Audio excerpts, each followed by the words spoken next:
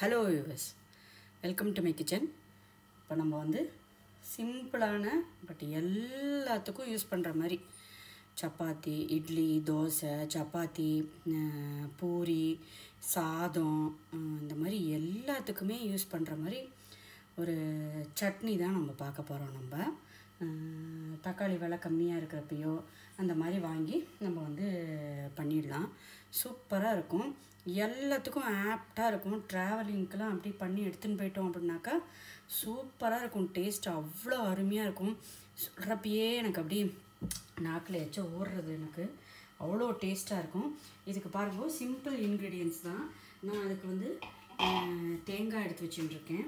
தேங்காய், அப்புறம் வந்து தக்காளி, கொத்தமல்லியை நல்லா அலம்பி வச்சுட்டுருக்கேன். காரத்துக்கு பச்சை மிளகா, அவளுக்கு எவ்வளோ காரம் வேணுமோ அந்த அளவுக்கு தகுந்த மாதிரி பச்சை மிளகா போட்டுக்கலாம். இப்போ பாருங்க, நம்ம வந்து தேங்காவை நான் போட்டுக்கிறேன். ஏன்னா பல்லாக போட்டுக்கிறதுனால ஃபஸ்ட் எடுத்தோடனே தேங்காவை வந்து நான் போட்டுக்கிறேன். இதில் வந்து இவ்வளோ மெஷர்மெண்ட்டு அப்படின்லாம் எதுவுமே கிடையாது. நமக்கு எவ்வளோ குவான்டிட்டி தேவைப்படுறதோ அந்த அளவுக்கு நம்ம வந்து யூஸ் பண்ணிக்கலாம். அதுதான் இதனோட ஸ்பெஷாலிட்டி. நான் பாருங்க, தேங்காய் வந்து போட்டுருக்கேன். தேங்காவோட இங்கே அலம்பி வச்சுருக்கேன் இல்லையா, நான் தக்காளி, கொத்தமல்லி, அப்புறம் வந்து பச்சை மிளகா, இது எல்லாமே அலம்பி வச்சுருக்கேன். எவ்வளோ உங்களுக்கு தக்காளி ஜாஸ்தியாக இருந்தாலும் பரவாயில்ல, கொத்தமல்லி கம்மியாக இருந்தாலும் பரவாயில்ல, அதை பற்றிலாம் ஒன்றுமே இது இல்லை. இது எல்லாத்தையும் போட்டு நம்ம வந்து அரைச்சி எடுத்துன்னு வரலாம். ஃபஸ்ட்டு பாருங்க, நான் வந்து இது எல்லாத்தையும் மிக்ஸி ஜாரில் ட்ரான்ஸ்ஃபர் பண்ணிக்கிறேன். நான் ஆல்ரெடி தேங்காய் போட்டுன்ட்டேன்.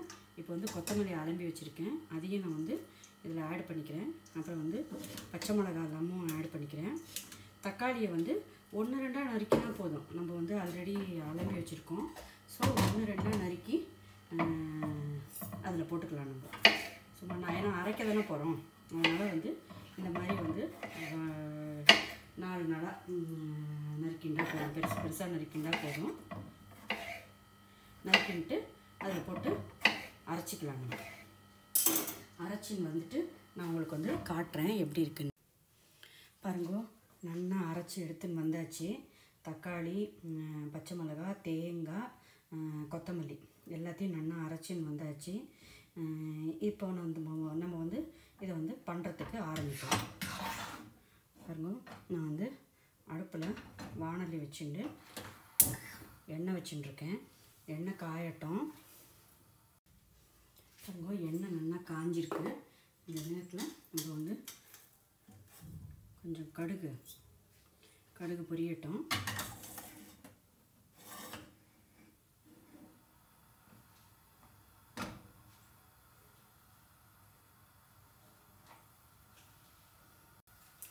பாருங்க, கடுகு வெடிச்சுட்டுருக்கு. இந்த நேரத்தில் நம்ம வந்து இந்த கடலைப்பருப்பு, ஒரு ஸ்பூன் உளுத்தம்பருப்பு, அப்புறம் ஜீரகம் ஏன் நான் போட்டுக்கிறேன் அப்படின்னாக்கா, வாசனை கொடுக்கறது மாத்திரம் இல்லாமல் உடம்புக்கும் நமக்கு வந்து நல்லது, அதனால தான். அப்புறம் இதில் வந்து கருவேப்பிலை, நம்மளோட இஷ்டம்தான். கருவேப்பிலை போட்டுக்காமையும் பண்ணலாம். ஆனால் கருவேப்பிலை போட்டால் அந்த சட்னி சாப்பிட்றப்போ அதனோட க்ரன்ச்சினஸ் வந்து ரொம்ப நல்லா இருக்கும். அதனால் வந்து போட்டுக்கிறேன். இதில் வந்து கொஞ்சம் மஞ்சப்பொடி, அப்புறம் கொஞ்சமாக பெருங்காயம்,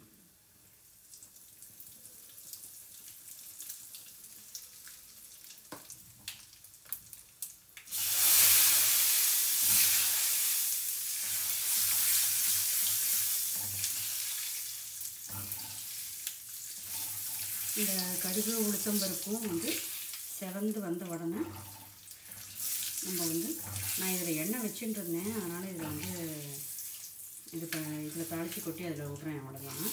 அதர்வைஸ் நம்ம அதே பாத்திரத்துலேயே கூட நம்ம வந்து பண்ணிக்கலாம். இப்போ பாருங்க, நல்லா கடுகு உளுத்தம்பருப்பு பொரிஞ்சு வந்துடுது. இதை வந்து இதில் ட்ரான்ஸ்ஃபர் பண்ணி இந்த இதை வந்து நம்ம இப்போ கொதிக்க விடணும். இது வந்து நல்லா கொதித்து தொக்கு மாதிரி சுண்டி வரும். தேங்காய் போட்டிருக்கு, ட்ராவலிங்க்கெலாம் எப்படி இருக்கும் அப்படிங்கிறத பற்றி பயப்படவே வேண்டாம். ஏன்னா இது நல்லா கொதித்து நல்லா தொக்கு மாதிரி சுண்டி வரும். அந்த மாதிரி சமயத்தில் நம்ம வந்து இதை வந்து இறக்கணும். இப்போது இந்த டிஷ்ஷுக்கு தேவையான அளவுக்கு நான் வந்து கல் உப்பு தான் போட்டுக்கிறேன். நான் இந்த டிஷ்ஷுக்கு தேவையான அளவுக்கு கல் உப்பு. இது இப்போ நல்லா கொதிக்கட்டும். மூடி போட்டு மூடிடலாம். நல்லா கொதிக்கட்டும். கொதித்து சுண்டி வந்த உடனே எப்படி இருக்குன்னு காட்டுறேன். நான் பாருங்கோ, நல்லா கொதிச்சுன்னு இருக்கு. நம்ம பார்த்து திறக்கணும். எண்ணெய் வந்து மேலே கீழே தெளிச்சிடக்கூடாது. இதில் இருக்கிறதெல்லாமும் இதுலேயே எடுத்துருக்கோம். தண்ணி எல்லாம் பாருங்கோ நல்லா கம்மியாக இருக்குது. இன்னும் ஆனால் வந்து நல்லா இதாகணும், கொதிக்கணும். இது பார்த்தீங்களா, தண்ணி கொஞ்சம்தான் வந்து கம்மியாக இருக்குது.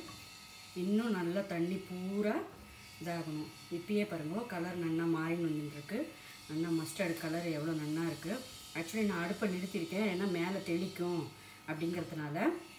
இப்போ திரும்பியும் அடுப்பை ஆன் பண்ணிவிட்டு க்ளோஸ் பண்ணிவிட்டு அடுப்பை ஆன் பண்ணிவிடுவேன். நல்லா தண்ணி பூரா வற்றணும். நான் கலந்து விடுறதுக்கோசரம் தான் எடுத்தேன். இப்போ திருப்பியும் நான் வந்து இதை வந்து அடுப்பை வந்து ஆன் பண்ணிடுறேன். நான் பாருங்கோ நல்லா வாசனை வர்றது. நல்லா தண்ணியெல்லாம் நல்லா கம்மியாக இருக்குது.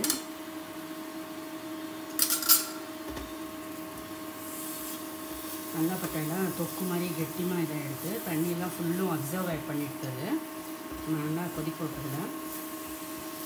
அவ்வளோதான். இன்னும் கொஞ்சம் நம்ம வந்து இதை வந்து முக்கியமாக வாசனைக்கு வந்து நம்ம வந்து தாளித்து கொட்டுறது நல்லெண்ணெயில் தான் தாளித்து கொட்டணும். நம்ம அப்போ தான் வந்து நல்லா வாசனையாகவும் இருக்கும். உங்களுக்கு கடுகு உளுத்தம் பருப்பு இல்லாமல் அதுக்கு தான் போட்டிருக்கு. நல்லா நம்ம சாப்பிட்றப்போ க்ரன்ச்சியாக இருக்கும், நல்லாயிருக்கும்.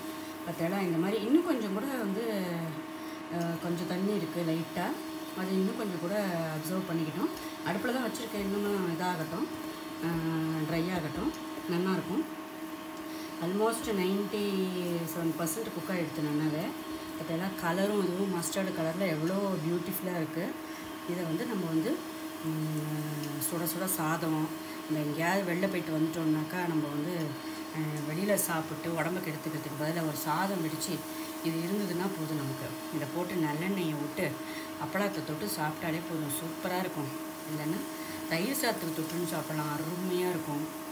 சப்பாத்தி, இட்லி, தோசை, அதுலேயும் நல்லா பொடி இட்லி பண்ணிவிட்டு அதுக்கு தொட்டுக்கிறதுக்கு சைடில் இதையும் வச்சுட்டா அருமையாக தேவாமிரதமாக இருக்கும். அப்படியே நீங்களும் வந்து உங்கள் ஆத்துல ட்ரை பண்ணி பாருங்கோ, எப்படி இருக்குது அப்படின்ட்டுன்னு கமெண்ட் பண்ணுங்கோ. மறக்காமல் என்னோடய சேனலை சப்ஸ்கிரைப் பண்ணி ஷேர் பண்ணுங்க உங்களோட ஃப்ரெண்ட்ஸ் அண்டு ரிலேட்டிவ்ஸ்க்கு. சிம்பிள் இன்க்ரீடியன்ஸ் வச்சு தான் நம்ம வந்து பண்ணியிருக்கோம். நம்மளோட சூப்பரான சட்னி ரெடியாக எடுத்து, கொரியண்டர் டொமேட்டோ கோகனட் சட்னி ரெடியாக எடுத்து எல்லாத்துக்குமே மேட்சிங்காக இருக்கும். இது நீங்களும் உங்கள் ஆத்துல ட்ரை பண்ணி பாருங்க. எவ்வளோ அப்படி கலரே டெம்டிங்காக இருக்குது. என்ஜாய் பண்ணுங்க, மறக்காமல் ஷேர் பண்ணுங்க. தேங்க்யூ ஃபார் வாட்சிங் மை வீடியோ. நம்ம இன்னொரு ரெசிப்பியில் மீட் பண்ணலாம். தேங்க்யூ, பாய்.